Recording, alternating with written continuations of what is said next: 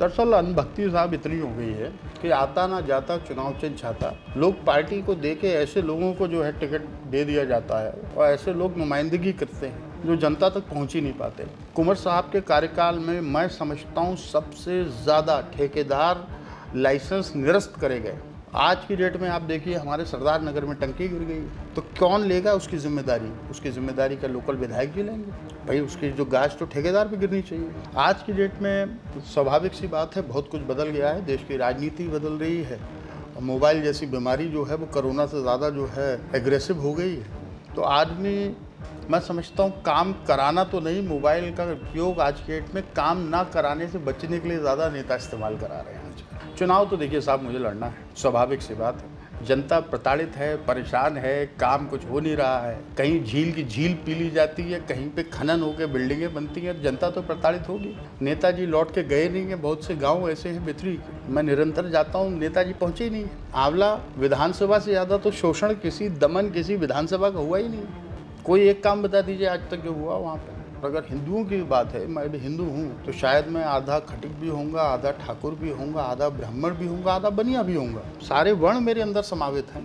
आज भी जो है मुस्लिम भाई, भले ही मैं भारतीय जनता पार्टी का भाग हूँ, कभी ना हमसे पहले दूरी बनाई ना आज दूरी बनाई। और कितने ही मुसलमानों ने भारतीय जनता पार्टी को झंडा लगा के चुनाव लड़ाया है मेरे कहने। पार्टी के मंत्री हैं, बहुत अच्छा कार्य कर रहे हैं, पर मंत्री आंवला के थोड़ी ना है, पूरे प्रदेश के हैं। जब प्रदेश से समय मिलेगा तो ना आंवला में काम करिएगा। आंवला में कार्य हो रहा है, नया हॉस्पिटल बना है, नया चौक बना है, सारा विकास मंत्री जी के आसपास ही दिखता है। जनता जनार्दन होती है साहब, पार्टी कुछ नहीं होती, जनता जनार्दन होती। जनता अगर मेरे साथ है, आपके साथ है, तो पार्टी की आवश्यकता क्या है? पार्टी खुद हम लोगों को आवश्यक बना लेगी। आदाब, नमस्कार, वसीम अख्तर और आप देख रहे हैं द लीडर हिंदी। 2027 लगभग करीब है और जिस तरह से विधानसभा चुनाव होने जा रहे हैं, बिसात सज चुकी है। तमाम लोग अपनी तरह से इस चुनाव की तैयारी में लग गए हैं। इस वक्त हमारे साथ कुंवर सर्वराज सिंह, जो 3 बार के सांसद और विधायक रहे हैं, बड़ा नाम था इस बेल्ट में। उनकी जो राजनीति थी उसका एक अलग अंदाज था, लेकिन जिस तरह से वक्त बदला उसके साथ साथ बहुत सी चीज़ें बदलती चली गईं। हमारे साथ उनके साहबजादे सिद्धराज हैं, हम उनसे जानते हैं कि उनकी क्या तैयारी है। थोड़ा सा सिद्धराज जी के बारे में और बता दूं कि युवा हैं, अभी भारतीय जनता पार्टी का इस वक्त हिस्सा हैं। अगर हम उनके पहले की बात करें तो 2017 में वो समाजवादी पार्टी से आंवला का चुनाव लड़े थे और कम वोटों से हार गए थे। इस बार उनकी फिर से चुनाव लड़ने की तैयारी है। जिस तरह की चीज़ें अभी चल रही हैं, हम उनसे जानेंगे कि क्या चीज़ें उनको ठीक लगती हैं और क्या चीज़ें ठीक की जा सकती हैं। सिद्धराज जी, स्टूडियो में आने के लिए बहुत बहुत स्वागत है आपका। अगर हम आपकी राजनीति की बात करें तो राजनीति आपको विरासत में मिली है। ख़ास तौर से सर्वराज सिंह जी के बारे में मैं क्या कहूँ कि उनका मैंने काम करने का अंदाज़ देखा है कि वो जो अंदाज़ था उनका, वो कमी नेताओं का रहा होगा। जिस तरह से वो पब्लिक के काम कराते थे और उसके लिए लड़ जाया करते थे, उनके बाद ये चीज़ अब बरेली में शायद मुझे लगता है देखने को नहीं मिलती। तो एक पहली चीज़ हम जो अब आपसे बातचीत की शुरुआत करते हैं यहीं से करते हैं कि तब की जो राजनीति, चूँकि आपने भी देखा होगा अपने फादर को काम करते हुए, तब आपको लगता था कि वो सही रास्ता था पब्लिक को न्याय दिलाने का, या अब जिस तरह से चीज़ें बदली हैं उसमें वो न्याय जो हम पहले आसानी से दिला सकते थे अब मुश्किल हो गया है? सबसे पहले वसीम जी, मैं आपका बहुत बहुत धन्यवाद करूंगा। द लीडर जो है बरेली का बड़ा प्रमुख चैनल है, मैं आपके सारे श्रोताओं को बहुत बहुत धन्यवाद करता हूं। आज आपने अपने बीच आने का अवसर दिया है मुझे। अब जो है साहब, बात करते हैं उस दौर की राजनीति में, आज के दौर की राजनीति में। भाई साहब देखिए, दौर बदलता है पर लोगों की समस्याएं वहीं की वहीं रहती हैं। जो नेता परिपक्वता से समस्या का निस्तारण करेगा, जनता उसकी तरफ देखेगी। कुंवर साहब से हम लोग बहुत कुछ सीखते हैं, हमारे को मार्गदर्शन मिलता है और मैं उन्हीं की पाठशाला का एक जो है स्टूडेंट हूँ। काम कराना वरीयता होती है। कोई व्यक्ति अगर हम लोग पास आता है, अपने गांव से चल के आता है, 2-4 सवारियां बदल के आता है, तो हमें उसके कार्य को वरीयता देनी चाहिए, उसकी समस्याओं को समझना चाहिए। अगर आज के नेताओं में इस चीज़ की कमी है तो मैं उनके बाबत तो कुछ नहीं कह सकता, पर हाँ, अगर कोई हम लोगों के पास आता है, ख़ास तौर से मेरे पास आता है, चाहे वो युवा हो, कोई महिला आए, नारी शक्ति के नाम पे कोई भी आए, या कोई बुज़ुर्ग आए, क्षेत्र का किसी भी जात का, समाज का व्यक्ति आए, कोई भी अगर उसकी परेशानी होती है तो हम लोगों का यही रहता है उद्देश्य कि उसका कार्य जो है वरीयता से हो। अगर वो आए तो पहली बार में ही उसकी समस्या का निस्तारण हो, निवारण हो। मैं आपके फादर की बात इस वजह से कर रहा था कि वो कभी कभी जैसे उन्हें लगता था कि उसका काम नहीं हो रहा है तो उसको साथ लेते थे और उस अधिकारी के पास पहुंच जाया करते थे जी वैसा और अपने सामने काम कराते थे। जैसे वो जो कल्चर था और अब का जो कल्चर है राजनीति का वो बदला है। जैसे अब ज़्यादातर जो फ़ोन से बात करते हैं या एक चिट्ठी लिख दिया करते हैं। तो मैं यही जानना चाहता था कि वो ज़्यादा पैटर्न जो था राजनीति का वो सटीक था या आपको लगता है कि ये जो अब वाला है? वसीम जी, वो पैटर्न मैं कहूँगा वही पैटर्न सबसे ज़्यादा उपयोगी रहा। कम से कम लोगों को ये पता था कि हमारा जो भी नुमाइंदा है, लीडर है, जो हम लोगों को रिप्रेजेंट कर रहा है, वो हमारी समस्याओं को कितना संजीदगी से ले रहा है। कुंवर साहब 2-4 दिन में इतने इतने जो है एप्लीकेशंस के चट्टे इकट्ठे हो जाते थे। फिर हमारे यहाँ जो उनकी टीम होती थी वो उसको जो है सेग्रीगेट करती थी, अर्थात उसे छाँटती थी कि कौन सा कार्य डीएम के यहाँ का है, कौन सा कार्य एसएसपी के यहाँ का है। और फिर उन लोगों को एक दिन दे दिया जाता था कि आप परसों 10 बजे या 11 बजे डीएम आवास पे, और फिर कुंवर साहब जो है 12 बजे वहाँ पहुँचेंगे, फला आवास पे आप जो है अधिकारी के मिलें। और जिस जनता का कार्य होता था वो वहीं के वहीं जो है उसका काम हो जाता था। आज की डेट में स्वाभाविक सी बात है, बहुत कुछ बदल गया है, देश की राजनीति बदल रही है और मोबाइल जैसी बीमारी जो है वो कोरोना से ज़्यादा जो है कहते हैं ना एग्रेसिव हो गई है। तो आदमी, मैं समझता हूँ, काम कराना तो नहीं, मोबाइल का उपयोग आज के डेट में काम ना कराने से बचने के लिए ज़्यादा नेता इस्तेमाल करा रहे हैं आजकल। आज का जो राजनीति का स्वरूप है उसमें नेता एज अ टूरिस्ट जाके क्षेत्रों में, चाहे वो आमला विधानसभा हो, चाहे वो बितरी चैनपुर विधानसभा हो, चाहे वो फरीदपुर विधानसभा हो, सब काम ये रह गया जाके फ़ोटो खिंचाओ। मैं कोई कार्यक्रम होता है तब तो देखिए स्वाभाविक सी बात है कोई आता फ़ोटो खिंचाता है, वरना निरंतर मैं हर दिन क्षेत्र में जाता हूँ, हर दिन फ़ोटो नहीं खिंचाते। क्योंकि मैं, जैसे कि मैंने आपको अभी उदाहरण दिया, वो पहाड़ों पर रहने वाला वो व्यक्ति जो वहाँ पे जीवन व्याप कर रहा है, वो टूरिस्ट की तरह फ़ोटो नहीं खिंचाता। वैसे ही सतराज सिंह अपना श्रम कर रहा है, अपने क्षेत्र में फुल समय है, फ़ोटो खिंचाने की आवश्यकता नहीं पड़ती। तो अभी कौन सा क्षेत्र है आपका? देखिए, मुख्य क्षेत्र एक तो मैं आंवला से, आपने अभी बताया, अपनी बातों में जिक्र किया कि 2017 का चुनाव में आंवला से लड़ा। आंवला मेरी वरीयता पे है।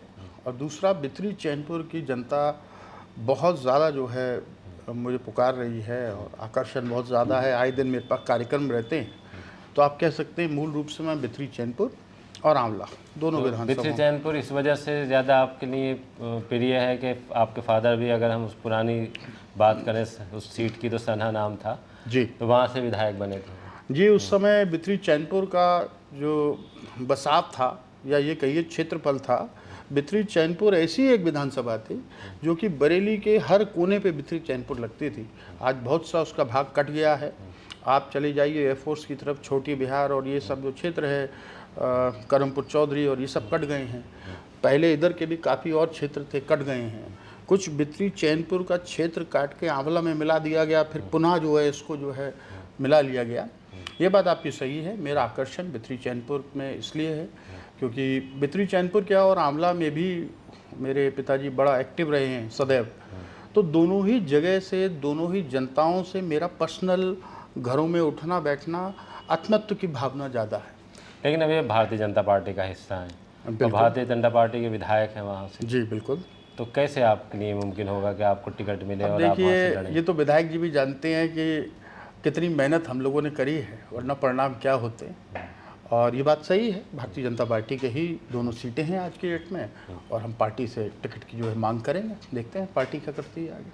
नहीं, जैसे अगर कहीं इस तरह की चीज़ें आती हैं कि नहीं भाई हम विधायक पर नहीं बदलेंगे, किसी को दूसरे को नहीं लड़ाएंगे, तब आपके पास क्या रास्ता होगा?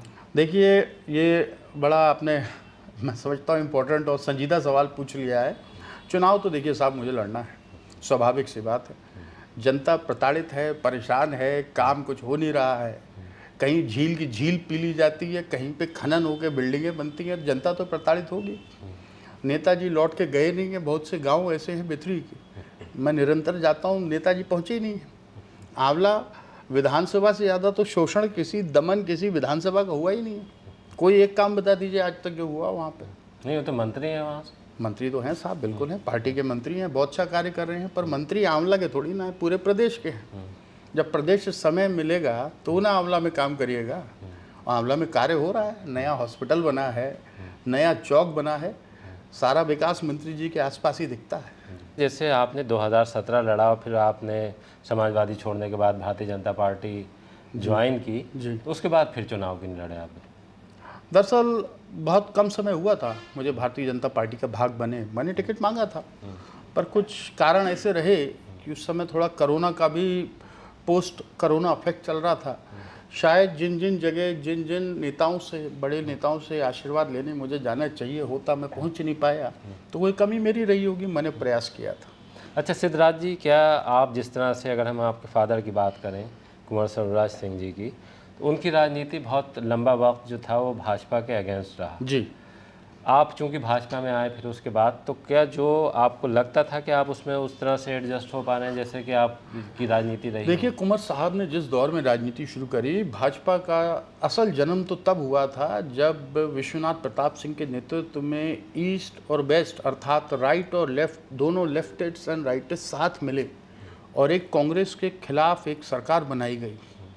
उसके बाद जो है, जब हमारे आडवाणी जी ने और प्रमोद महाजन जी ने, जब उसके बाद राम यात्रा निकली, उसके बाद ही मैं कहूँगा बीजेपी का असली उद्गम हुआ था। उससे पहले कुंवर साहब की पूरे उनके समय में उनकी लड़ाई हमेशा कांग्रेस से रही। वो दौर कांग्रेस का दौर था साहब।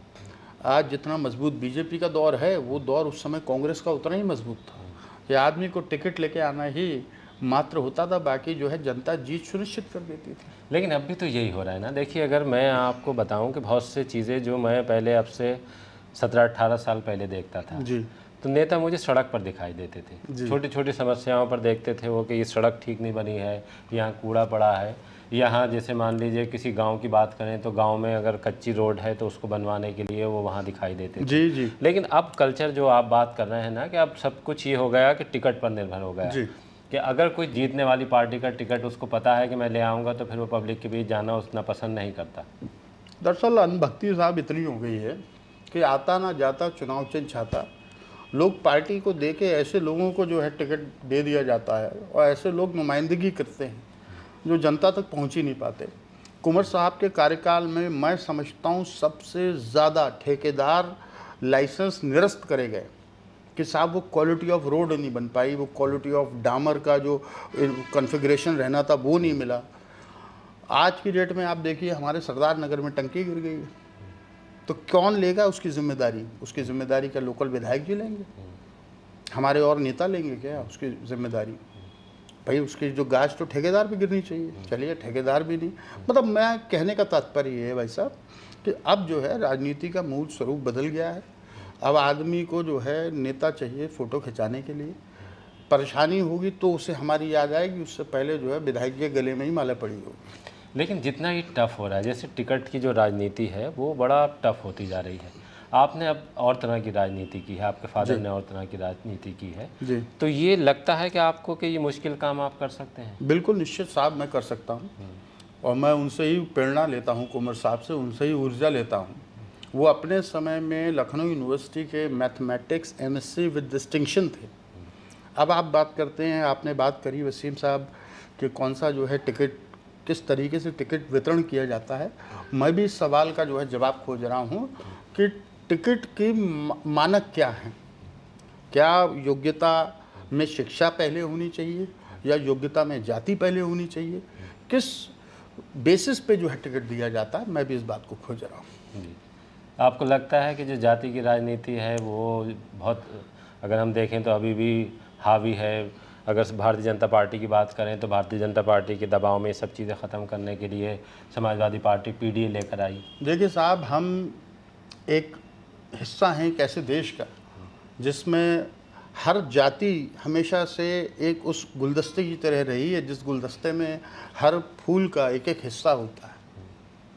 चाहे धर्मों की बात हो, चाहे जातियों की बात हो, चाहे धर्म के अंदर की जातियों की बात हो, और अगर हिंदुओं की बात है, मैं भी हिंदू हूँ, तो शायद मैं आधा खटिक भी होऊंगा, आधा ठाकुर भी होऊंगा, आधा ब्राह्मण भी होऊंगा, आधा बनिया भी होऊंगा।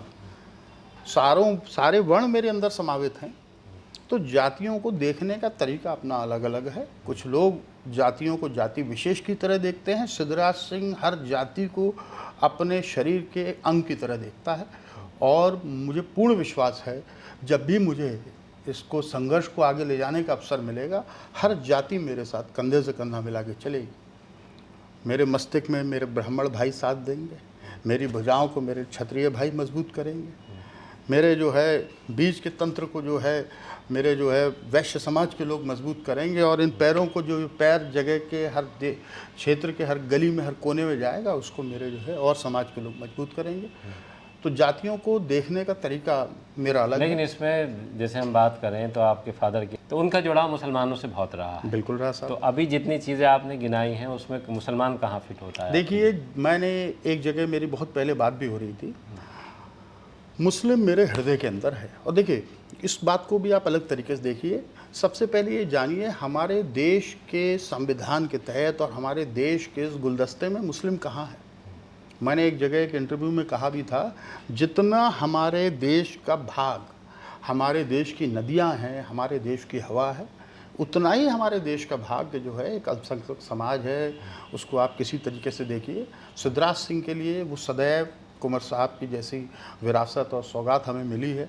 आज भी जो है मुस्लिम भाई, भले ही मैं भारतीय जनता पार्टी का भाग हूँ, कभी ना हमसे पहले दूरी बनाई ना आज दूरी बनाई। और कितने ही मुसलमानों ने भारतीय जनता पार्टी को झंडा लगा के चुनाव लड़ाया है मेरे कहने पे। तो देखिए, इसको कहने का तरीका अलग है। जब मैं जातियों की बात कर रहा हूँ तो मेरे अंदर वही समावेश धर्मों का है। मुझे मुसलमान भाइयों के लिए, सिख भाइयों के लिए अलग से आह्वान करने की आवश्यकता नहीं है। जो हैं ही मेरे साथ, जो मैं हैं ही मेरी सांसों में, उनको क्या कहीं और से मांग के लेके आऊँगा। आपकी बातचीत में सिद्धराज जी ग्रामीण परिवेश भी झलकता है जी। और आप कॉन्वेंट से चूँकि आपने शिक्षा हासिल की है जी। और जिस तरह से अब राजनीति बदली है उसको लेकर आप सोचते भी खूब हैं। जी। तो क्या लगता है आपको कि जो चीज़ अब एक चेंज आ गया है और भारतीय जनता पार्टी पूरे दमखम के साथ ये कह रही है कि हम जो हैं बहुत लंबे वक्त तक शासन करेंगे और उसके लिए उनकी तैयारी दिख भी रही है। जो अगर हम मेहनत की बात करें, अगर हम भारतीय जनता पार्टी की बात करें या विपक्ष की बात करें, जी। तो जो सत्ता पक्ष की तैयारियां हैं, चाहे चुनाव को लेकर हो या और तमाम चीज़ों को लेकर, वो काफ़ी आगे दिखती हैं। तो आपको लगता है कि सीन जिस तरह से बात हो रही है कि चेंज कर देंगे, बहुत से राजनीतिक दल ये नारा दे रहे हैं, तो वो संभव है? देखिए साहब, इस बात में कोई जो है मेरी असहमति नहीं है। मैं पूरी तरीके से सहमत हूँ। भारतीय जनता पार्टी जितना हुजूम लेके पहले चली थी, आज वो लाखों की भीड़ करोड़ों में और करोड़ों की भी और आगे जाके बढ़ के पहुँच चुकी है। उनकी कार्य करने की क्षमता, कार्य प्रणाली में कुछ तो बात होगी जो पूरे देश में आज आप देखेंगे 4-5 राज्य बचे हैं, सब जगह उनका गुणगान हो रहा है। हाँ, ये बात सत्य है कि विपक्ष जो है निरंतर प्रयासरत है और मेहनत करने वाले को ही जो है जीत नसीब मिलती है और मेहनत करने वाले की कभी हार नहीं होती, ये हमने सीखा है। आज भारतीय जनता पार्टी कोई गोल्डन स्पून लेके नहीं आज जो है देश में जो है राज कर रही है। इन्होंने ही बड़ा संघर्ष करा है, गांव-गांव जाके, शहर-शहर जाके अपनी बातों को बीच में रखा है। और जनता जनार्दन होती है साहब, पार्टी कुछ नहीं होती, जनता जनार्दन होती है। जनता अगर मेरे साथ है, आपके साथ है, तो पार्टी की आवश्यकता क्या है? पार्टी खुद हम लोगों को आवश्यक बना लेगी। तो जनता ही जनार्दन है, चाहे वो पक्ष हो चाहे वो विपक्ष हो। जब इस बात को जो है नेता और पार्टियां समझ जाती हैं तो फिर वो जनता के हिसाब से कार्य करती हैं। देखिए, भारतीय जनता पार्टी ठीक है, वो सत्ता में है, लेकिन अगर हम अपने ज़िले की बात करें, जी। 9 विधानसभा सीट हैं, 2 सांसद हैं यहाँ पर, तो आपको लगता है कि जिस तरह से सांसद या विधायकों को वर्क करना चाहिए था पब्लिक के बीच जाकर, वो हो रहा है? बिल्कुल नहीं हो रहा है साहब। देखिए, बरेली चाहे 14 के बाद भारतीय जनता पार्टी इतना मजबूती से जो है देश के नेतृत्व करने में सबसे आगे उठक के आई है। इससे पहले ही हमेशा जो है हमारे आदरणीय संतोष गंगवार जी, वो बरेली को जो है निरंतर जो है बीजेपी जीतती आई और आंवला भी जीतती आई। पर कुछ तो कमी रह गई होगी कि जो है आज आंवला की ये हालत है।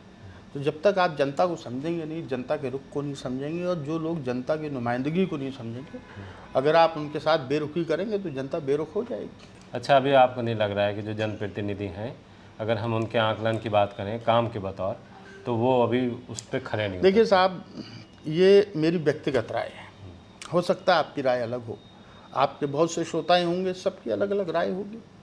जनप्रतिनिधि के कार्य करने का पैमाना क्या है?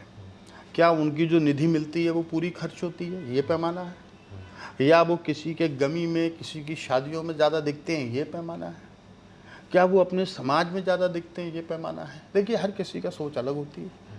मेरी सोच ये है कि चाहे आप किसी समाज के हो, किसी जाति के हो, सब तरफ जब आप देखोगे और आपकी निधि जब समय से पहले खर्च हो जाएगी, और जब जो है बरेली में जो एक हिडन ट्रुथ होते हैं जो कि सरकार लगाती कितना है, दिखाती कितना है, लगता कितना है, जब ये सब चीज़ें लेवल होंगी, तब सिद्धराज सिंह जो है किसी से प्रभावित होगा। मैं यही कहना चाहता हूँ। देखिए, आप युवा हैं और इस वक्त अगर हम बात करें तो युवा राजनीति में भी खूब आ रहे हैं जी और प्रयास भी कर रहे हैं। जी। एक यही है, जैसे आप कह चुके कि आप चुनाव ज़रूर लड़ेंगे। अगर कोई ऐसी नौबत आती है कि जब आपसे, चूँकि आप पार्टी का हिस्सा हैं, जाहिर सी बात है कि दूसरी पार्टियां भी, आप चूँकि समाजवादी पार्टी में रहे भी हैं, कोई ऐसी नौबत आती है कि आपसे ये कहा जाता है कि आप ज़िले की बजाय कहीं और से लड़ लीजिए और पार्टी में ही रहिए? देखिए, बरेली छोड़ के आसपास के 3-4 जिलों में मैं सक्रिय हूँ। उसको अलग हटा के अभी मेरे पास पूर्व में एक संगठन का दायित्व था, मैं प्रदेश अध्यक्ष था। अभी भी मेरी 17 तारीख को मीटिंग जो है मेरठ है, बहुत भव्य मीटिंग है वो। अभी मैं एक बदायूं करके आया हूँ, कुछ समय पहले पीलीभीत भी गया था। देखिए, आदमी की सक्रियता कहीं भी हो सकती है। मैं पश्चिम उत्तर प्रदेश में सब जिलों में सक्रिय हूँ, पर अगर चुनाव लड़ने की बात आएगी तो फिर मैं अपने ही घर में लड़ूंगा। और मेरे घर की परिभाषा क्या है? मेरे घर की परिभाषा है वो सीटें या वो मेरी जनता क्षेत्र की जिनसे मैं निरंतर संपर्क में रहता हूँ। हाँ, तो अगर आपके सवाल पे आते हैं वसीम जी, अगर बरेली छोड़ के भी मुझे कहीं 1-2 सीट ऑफ़र होती है, और ऑफ़र अभी तक हुई तो नहीं है, पर मेरे पास निरंतर आसपास के ज़िलों से, आप बदायूं की बात करें तो बदायूं से, और शाहजहाँपुर से, कुछ तो पीलीभीत से, अलग अलग जगह से लोग आके मुझे जो है अपने विधानसभाओं का आंकड़ा बताते हैं और ये बताते हैं कि भैया आपके लिए ये बहुत अनुकूल रहेगी, अर्थात मुफीद रहेगी। मैं अभी उस पर विचार कर रहा हूँ, और मैं अभी इतना बड़ा नहीं हुआ साहब कि मैं विचार करूँ और मैं खुद ही फैसला ले लूँ। मेरे ऊपर भी मेरे बड़े हैं, मैं उनकी सुनता हूँ, मानता हूँ, उनके मार्गदर्शन में ही मैं चलता हूँ। उन्हीं की कही हुई बातों को मैं इधर का उधर नहीं करता, मेरे चलना वैसे ही है। तो जैसा निर्णय मेरे जो ऊपर बैठे हैं, मेरे परिवार में मेरे पिताजी और उनकी टीम, जैसा निर्णय वो लोग लेंगे, मुझे अंत में वैसा ही करना है। अच्छा, अगर आपके परिवार की बात करें तो क्या ये माना जा सकता है कि चुनाव का जो दायित्व है लड़ने का वो आप पर रहेगा, या सिद्धराज सिंह जी वापस आ सकते हैं? देखिए, अगर साहब कुंवर साहब की बात करेंगे तो इस बात में कोई संशय नहीं है कि जे क्षेत्र की जनता में उनके लिए जो प्यार है, मोहब्बत है, स्नेह है, वो मेरे से ज़्यादा है, इसमें कोई शक नहीं है। और अभी तो फ़िलहाल उनका लड़ने का मूड नहीं है, और ये छोटा चुनाव है उनके लिए, पर अगर वो बड़ा लड़ेंगे तो उनको मैं क्या, पूरी जनता लड़ाएगी साहब, मैं बहुत छोटा हूँ। महिलाओं के लिए बहुत काम होने की बात हो रही है, तमाम चीज़ें भी बनाई गई हैं, जी। तो आपको क्या लगता है कि अभी महिलाओं के लिए जो होना चाहिए था वो हो रहा है, या अभी कुछ आपके पास और सुझाव? नहीं, अभी बहुत उसमें हम लोगों को और बेहतर होना पड़ेगा। शब्दों में कही हुई बातें और पेपर पे लिखी हुई बातें और ज़मीन पे उतरी हुई वास्तविक सच्चाइयाँ, इन चीज़ों में अभी थोड़ा, जैसे कहते हैं अंग्रेज़ी में, डिस्क्रिपेंसी है, थोड़ा सा गैप ज़्यादा है। और महिलाओं को हिस्सेदारी मिलनी चाहिए, माताओं बहनों को और जो है भविष्य में जीवन में आगे बढ़ने के जो है अवसर मिलने चाहिए और योजनाएं होनी चाहिए। देखिए, अभी आपने सिद्धराज जी को सुना, बहुत सी बातें उन्होंने बिल्कुल साफ कर दी हैं। ख़ास तौर से चुनाव लड़ने के सवाल पर उन्होंने कह दिया है कि चुनाव हर हाल में लड़ेंगे। 2027 में भी थोड़ा वक्त है, पार्टियां उनकी ख्वाहिश को पूरा करती हैं या फिर वो अपनी इस ख्वाहिश को पूरा करने के लिए खुद कोई फैसला लेते हैं। तब तक इंतज़ार कीजिए और देखते रहिए द लीडर हिंदी। आपके सारे श्रोताओं को, आपको बहुत बहुत धन्यवाद वसीम जी। आज आपके बीच में बैठने का अवसर मिला, बहुत ही अपनत्व की भावना से मिला। आगे भी अगर आप कभी भी मुझे मौका देंगे, मैं निश्चित ही आपके पास आऊँगा। आज आपसे बहुत सीखा है मैंने साहब। धन्यवाद।